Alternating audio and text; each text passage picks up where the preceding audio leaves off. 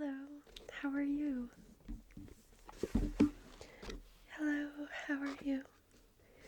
Today I wanted to read something for you, and I have Grimm's Fairy Tales.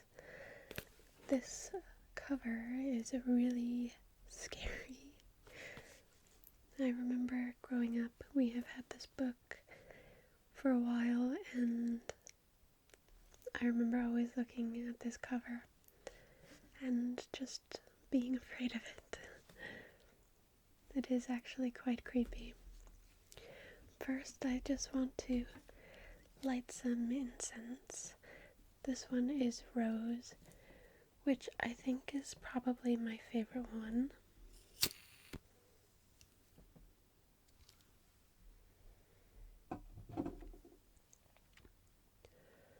We'll just let it burn for a little bit.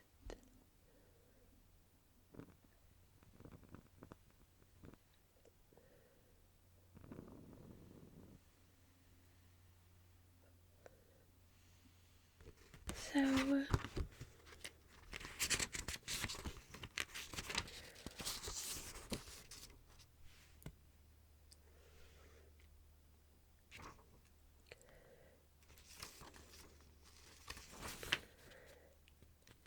the first one I am going to read is The Water of Life.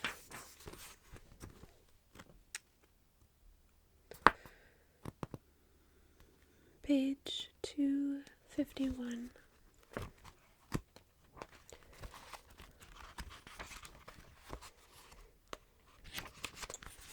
Okay, found it. Long before you and I were born, there reigned in a country a great way off a king who had 3 sons.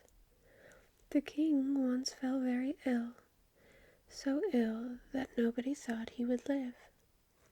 His sons were very much grieved at their father's sickness, and as they walked weeping in the garden of the palace, an old man met them and asked what they ailed. They told him their father was so ill that they were afraid nothing could save him. "I know it would," said the old man. "It is the water of life. If he could have a draught of it he would be well again. But it is very hard to get." Then the eldest son said, "I will soon find it," and went to the sick king and begged that he might go in search of the water of life, as it was the only thing that could save him. "No," said the king, "I had rather die than place you in such great danger, as you must meet within your journey." But he begged so hard that the king let him go. And the prince thought to himself, "If I bring my father this water, I shall be his dearest son, and he will make me heir to his kingdom." Then he set out, and when he had gone on his way some time, he came to a deep valley overhung with rocks and woods. And as he looked around, there stood above him, on one of the rocks, a little dwarf.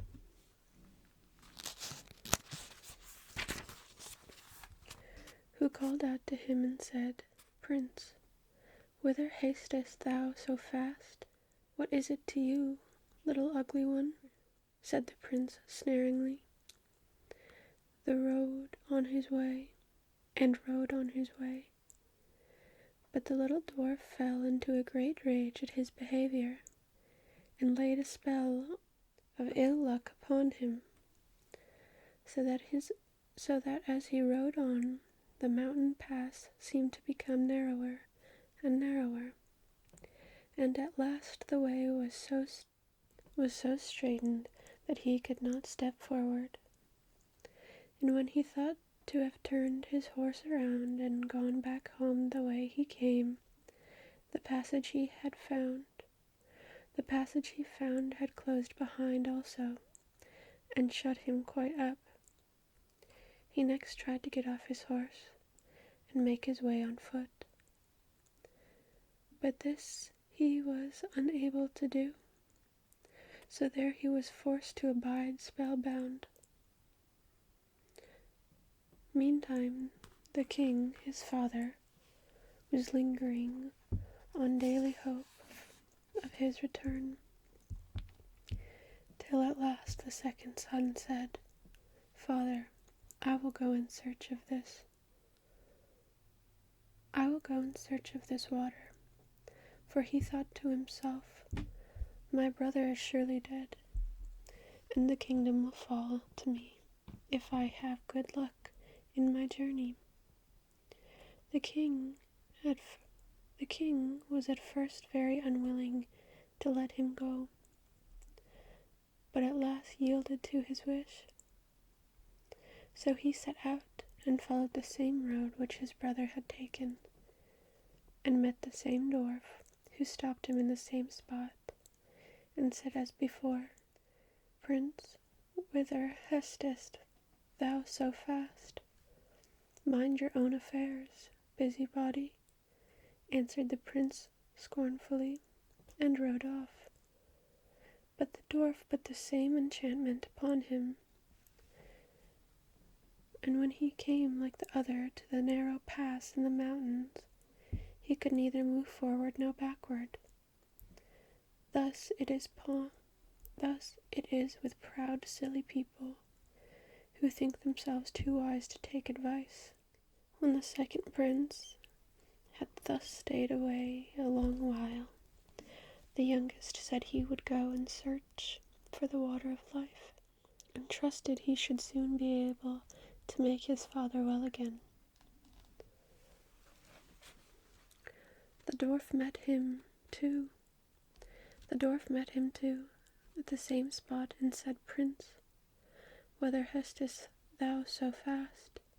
And the prince said, "I go in search of the water of life, because my father is ill and like to die. Can you help me?" "Do you know where it is to be found?" asked the dwarf. "No," said the prince.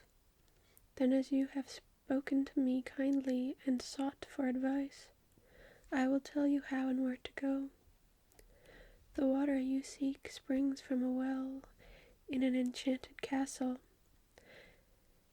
and that you may be able to go in safely, I will give you an iron wand and 2 loaves of bread. Strike the iron door of the castle 3 times with the wand, and it will open. 2 hungry lions will be lying down inside, gaping for their prey. But if you throw them the bread, they will let you pass. Then hasten on to the well, and take some of the water of life before the clock strikes 12. For if you tarry longer, the door will shut upon you forever." Then the prince thanked the dwarf for his friendly aid, and took the wand and the bread, and went travelling on and on, over sea and land, till he came to his journey's end, and found everything to be as the dwarf had told him. The door flew open at the 3rd stroke of the wand, and when the lions were quieted, he went on through the castle, and came at length to the beautiful hall. Around it he saw several knights sitting in a trance. Then he pulled off their rings and put them on his own fingers. In another room he saw on a table a sword and a loaf of bread, which he also took. Farther on he came to a room where a beautiful young lady sat upon a couch, who welcomed him joyfully, and said, if he would set her free from the spell that bound her, the kingdom should be his if he would come back in a year and marry her. Then she told him that the well that held the water of life was in the palace gardens, and bade him make haste and draw what he wanted before the clock struck 12. Then he went on, and as he walked through beautiful gardens, he came to a delightful shady spot in which stood a couch. And he thought to himself, as if he felt tired, that he would rest himself for a while and gaze on the lovely scenes around him. So he laid himself down, and sleep fell upon him unawares, and he did not wake up until the clock was striking 11:45. Then he sprung from the couch, dreadfully frightened, ran to the well, filled a cup that was standing by him full of water. He hastened to get away in time. Just as he was going out of the iron door, it struck 12, and the door fell so quickly upon him that it tore away a piece of his heel. When he found himself safe, he was overjoyed to think that he had got the water of life. As he was going on his way homewards, he passed by the little dwarf, who, when he saw the sword and the loaf, said, "You have made a noble prize.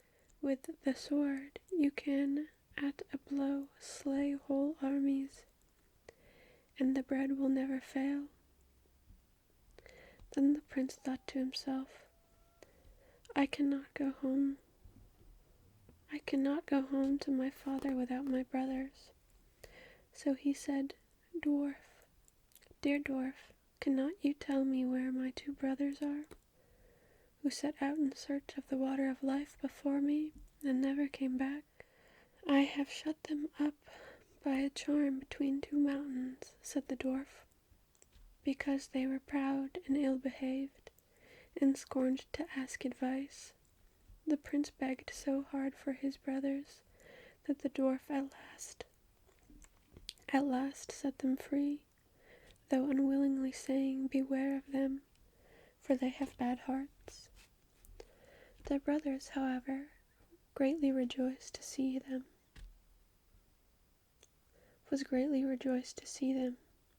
and told them all that had happened to him, how he had found the water of life, and had taken a cup full of it, and how he had set a beautiful princess free from a spell that bound her, and how she had engaged to wait a whole year, and then to marry him, and give him the kingdom. Then they all 3 rode on together, and on their way home came to a country that was laid waste by war and dreadful famine, so that it was feared all must die for want. But the prince gave the king of the land the bread, and all his kingdom ate of it, and he slew the enemy's army with the wonderful sword, and left the kingdom in peace and plenty. In the same manner he befriended 2 other countries that they passed through on their way. When they came to the sea, they got into a ship, and during their voyage the 2 eldest said to themselves, "Our brother has got the water which we could not find. Therefore our father will forsake us, and give him the kingdom which is our right." So they were full of envy and rage, and agreed together how they would ruin him. They waited till he was fast asleep, and then poured the water of life out of the cup, and took it for themselves, giving him bitter sea water instead.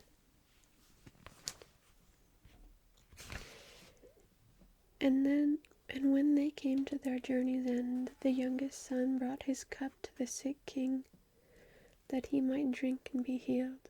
However, had he tasted the bitter sea water, when he became worse even than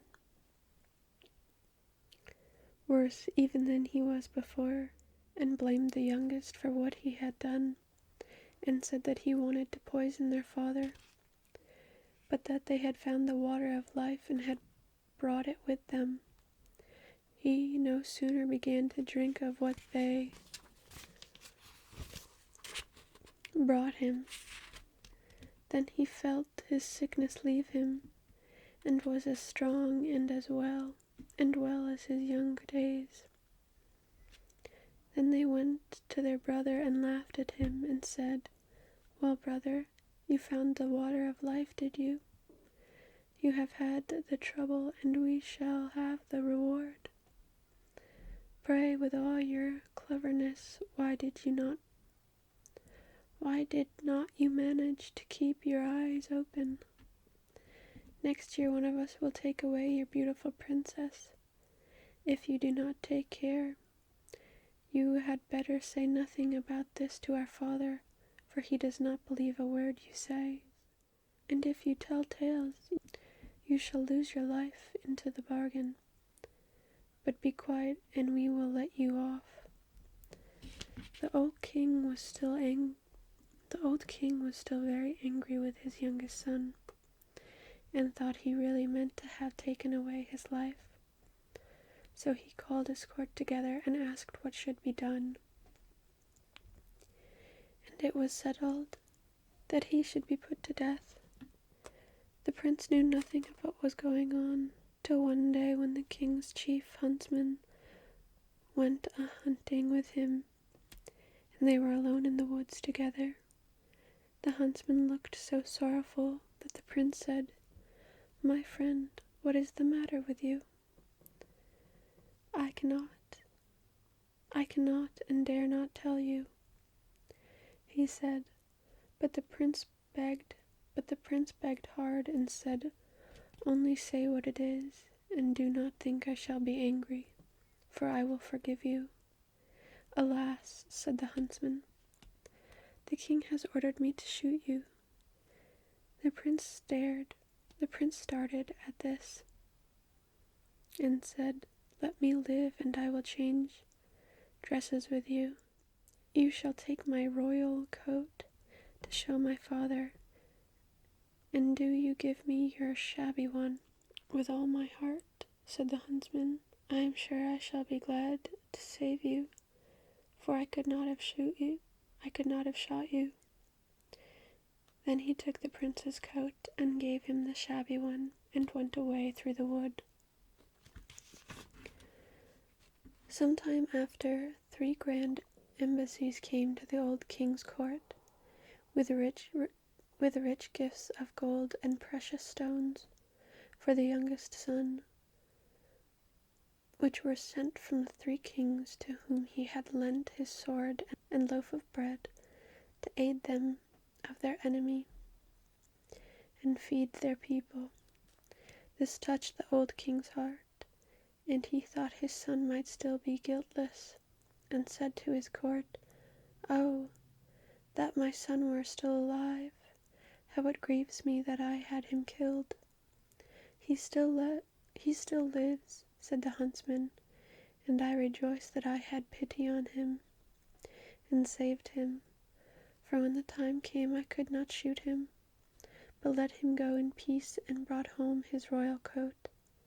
At this the king was overwhelmed with joy, and made it known throughout his kingdom that if his son